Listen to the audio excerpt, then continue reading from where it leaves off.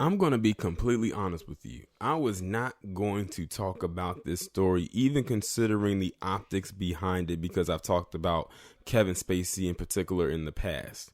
But I was having a dialogue conversation with somebody in the chat of a live stream that was completely not even related to the topic that we were talking about. But they asked me, was I going to do a video discussing the second accuser of Kevin Spacey committing suicide on Christmas Day? And I said I wasn't so sure if I was going to do it, but I did say that it does strike me as kind of odd as to what's going on here with this whole situation. Like, why did this person just up and commit suicide?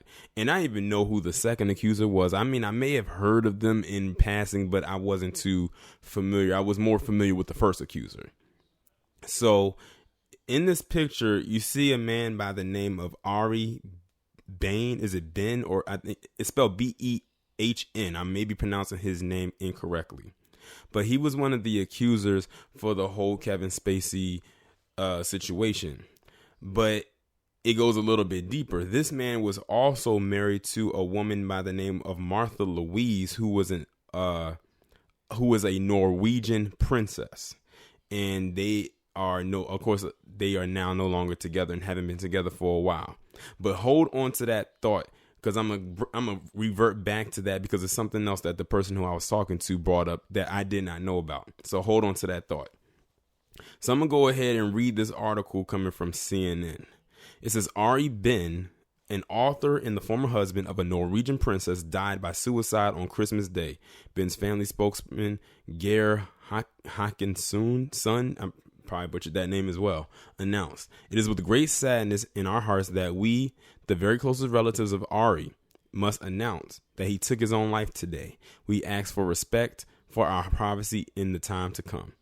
Ari, age 47, was the ex-husband of Princess Martha Louise, the eldest child of Norway's King Harald V and Queen Sonja, and the fourth in line to the throne. They married in 2002 and divorced in 2016. In a statement issued on Wednesday, King Harold and Queen Sonja called Ben an important part of our family for so many years, and we carried warm, fond memories of him. We are grateful that we got to know him. We grieve that our grandchildren have now lost their beloved father, and have deep compassion for his parents and siblings, and who have now lost their beloved son and brother. Ben was a Norwegian author, writing 3 novels, 3 short story collections, and 3 plays, according to Ben's website.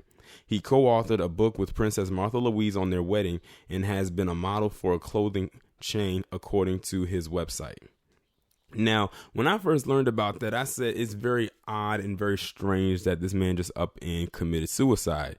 Now, the first thing that popped up into my head was there was this video that Kevin Spacey did. It was like a Christmas Eve style video, and I know it was trending on Twitter, in which I didn't watch the video because I just didn't feel like watching it. But from what I heard, he was imitating yet again his character from House of Cards, Francis Underwood. Those of you who watch House of Cards knows how creepy his character was. Like, he was a very mysterious type of guy that had a lot of layers to him, but he was just creepy all the way around.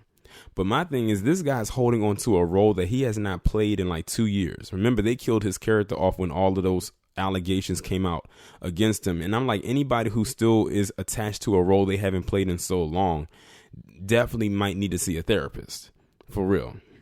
Because he was basically, based on the description I was reading, he was still reading it as if he was still the Francis Underwood character and not being Kevin Spacey.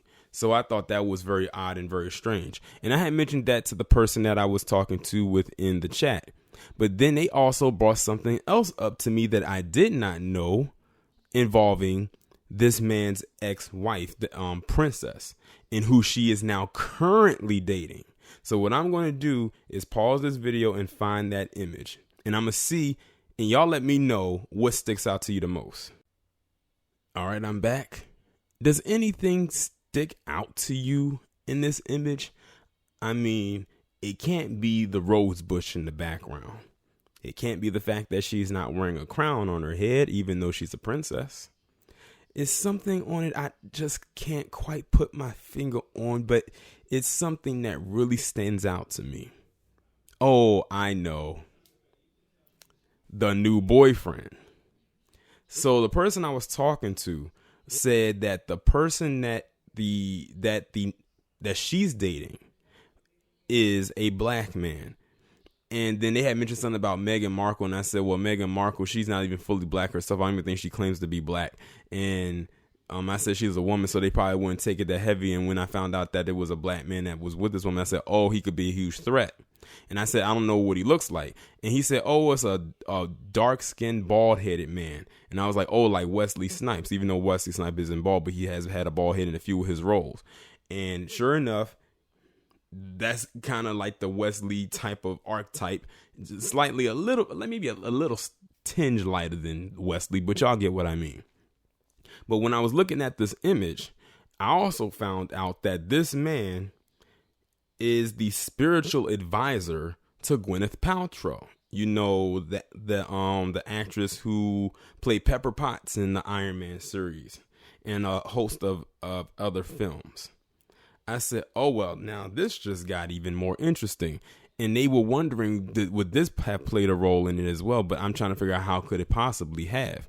But I said he better be extra careful. And this man is from America. As you know, Norway is predominantly Caucasian.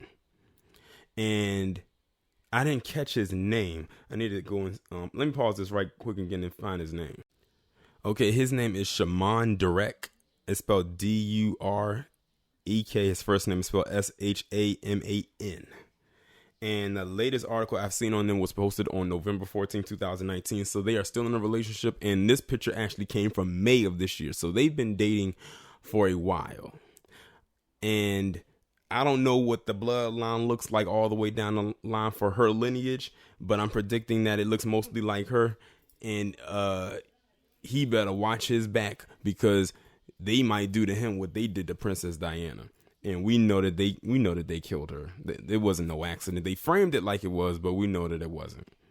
But I said, oh, this is very interesting right here. Now, whether her dating this man had anything to do with the suicide or not, I'm not sure, because they haven't been married since 2016. So you're talking about 3 years separated, 3 years divorced. But I don't even really know what happened with him and Kevin Spacey. I'm guessing that Kevin Spacey maybe inappropriately touched him or said something sexual to him that was inappropriate. That's probably what it could have been. I don't know entirely what that could have been. Maybe one of y'all could let me know down in the comments, because like I said, I haven't really been following Kevin Spacey like that since since that whole thing blew over back over the summer. But I just thought that this was very interesting to find out that this is who she's dating. I'm guessing maybe she has hit the wall and she's trying to get her groove back. It seems like a lot of palm-colored women are doing that. Kris Jenner and Madonna. I don't know if y'all heard about Madonna, but she's dating some 25-year-old, I guess, dancer or something like that. Anyway, I just wanted to bring this to you. Y'all let me know what y'all think. I can't wait to see what kind of conclusions y'all draw up in the comments.